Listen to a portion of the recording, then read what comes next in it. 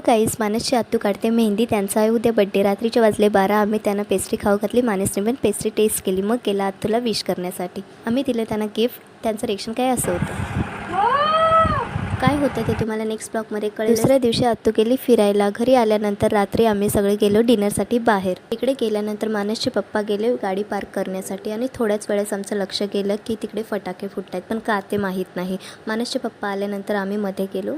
Dinner order केलं. Dinner झाल्यानंतर आम्ही तिकडून निघालो. तर अशा प्रकारे आमचा कालपासून बड्डेचा मानसने पण त्याची इच्छा पूर्ण केली आणि पहिल्यांदा आमच्या आई गाडीमध्ये पुढे बसल्या होत्या. हाय गाइस, मैं हूँ बर्थडे गर्ल. उतरल्यानंतर मानसच्या आतूने घेतले बिल्डिंगमधल्या सगळ्यांसाठी कुल्फी. घरी गेल्यावर केक ओपन केला आणि ह्या भावना आम्ही केक घेण्यासाठी सांगितलं होतं. सेलिब्रेशन झाल्यानंतर आम्ही इकडे केलं देसी जुगाड. आपण भेटूयात नेक्स्ट ब्लॉगमध्ये. व्हिडिओ आवडला असेल तर लाईक, शेअर अँड सबस्क्राईब.